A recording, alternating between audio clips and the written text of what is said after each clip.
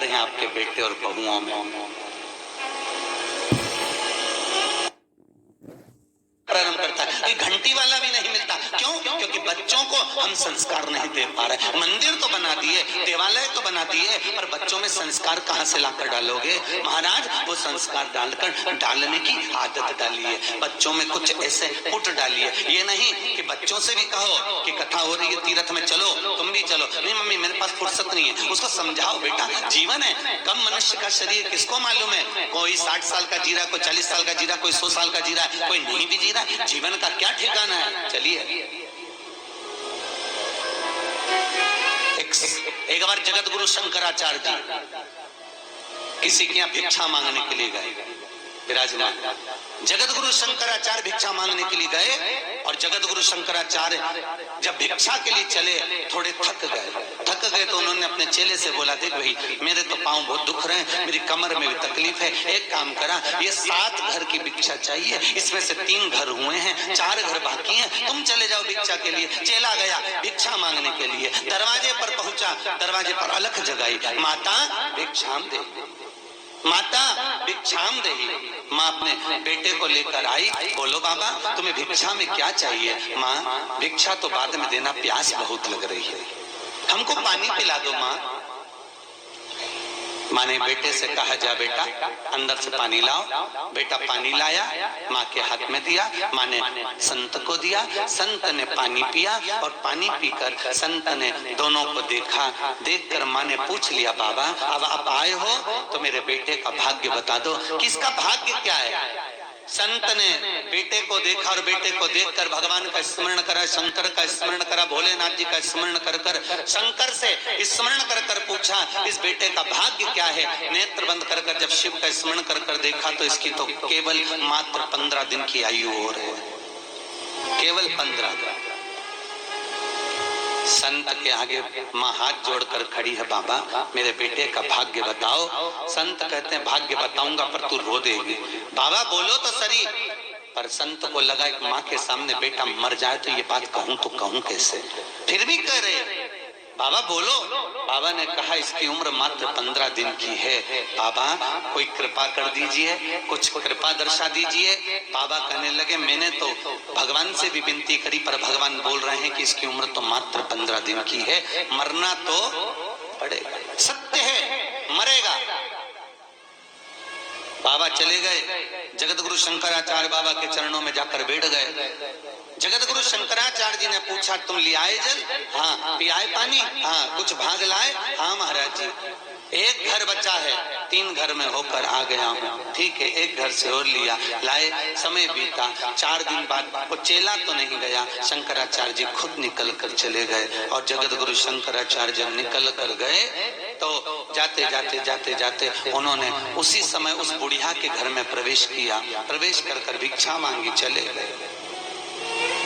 1 महीने के बाद वही संत को शंकराचार्य जी ने वापिस भेजा और ये वही अम्मा के यहाँ पहुंचा, वही बुढ़िया के यहाँ। उसको लगा बेचारी का बेटा मर गया होगा, चलो थोड़ी सांत्वना बधा दे। और पहुंचे और कहा, माँ भिक्षाम दे। माँ तो नहीं आई, वो बेटा दौड़ कर आया और बेटा दौड़ कर आकर भिक्षा देने लगा। संत को आश्चर्य हुआ कि ये जीवित कैसे रह गया, ये जिंदा क्यों है? तुरंत माँ से पूछा, बाबा ये माँ ने तुरंत बाबा ने पूछा, माँ इसकी तो आयु 15 दिन की थी, फिर ये जीवित कैसे रह गया, ये जिंदा कैसे है? कहा, बाबा तुम्हारे जाने के बाद 4 दिन बाद कोई संत भिक्षा मांगने आए थे, मेरा बेटा उनको कुछ देने के लिए गया था तो उन संत ने आशीर्वाद दिया था आयुष्मान भव, आयुष्मान भव होने का आशीर्वाद दिया था। और फिर वापिस बेटा मेरा जीवित रह गया। संत को लगा कि ऐसा कौन संत आ गया जो आयुष्मान होने का आशीर्वाद दे गया। संत ने भगवान शिव की आराधना करी, शंकर से पूछा, भोलेनाथ इसकी 3 दिन 15 दिन की आयु थी, फिर बच कैसे गया, ये जिंदा कैसे है? मैंने आपसे पूछा था, आपने कहा था मरेगा जरूर, फिर जीवित कैसे रह गया? भगवान शंकर कहते हैं, एक बार हमारी वाणी टल सकती है पर गुरु की वाणी कभी नहीं टल सकती। गुरु की वाणी की टेक तो परमात्मा को भी रखना पड़ती है। गुरु अगर एक बार सच्चे हृदय से आपको अगर आशीर्वाद प्रदान कर दे, और याद रखना गुरु 4 होते हैं। कितने गुरु हैं? 4। पहला गुरु है माँ, दूसरा गुरु है पिता, तीसरा गुरु है शिक्षक, चौथा गुरु है सतगुरु। सतगुरु ये चौथे नंबर का गुरु आखिरी नंबर पर है, पर सबसे पहले नंबर का गुरु है माँ और दूसरे नंबर का गुरु है पिता। दुनिया का सारा काल भी अगर बेटे पर आ जाए और माता पिता अगर जिंदा हैं तो बेटे का बाल बांका नहीं हो सकता, अगर माँ और बाप विचार कर ले तो। गुरु है, माता पिता वो गुरु है, माता पिता वो गुरु पद पर है, जो जीवन का सुख प्रदान करने वाले, जीवन का आनंद। इसलिए शायद हमारे शास्त्र कहते हैं सारे तीर्थ धाम आपके चरणों में, हे गुरुदेव प्रणाम आपके चरणों। दुनिया के सारे तीर्थ, सारे सुख, सारे आनंद मेरे भगवान सदगुरु के चरणारविंद में, गुरु के चरणों।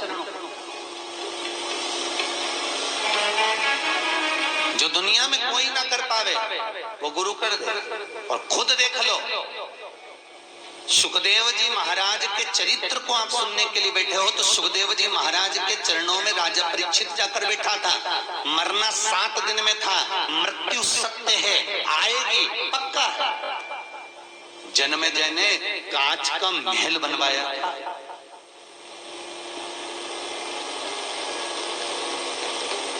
परिंदा भी पर नहीं मार सकता, ऐसी जगह अपने बाप को ठहराया था।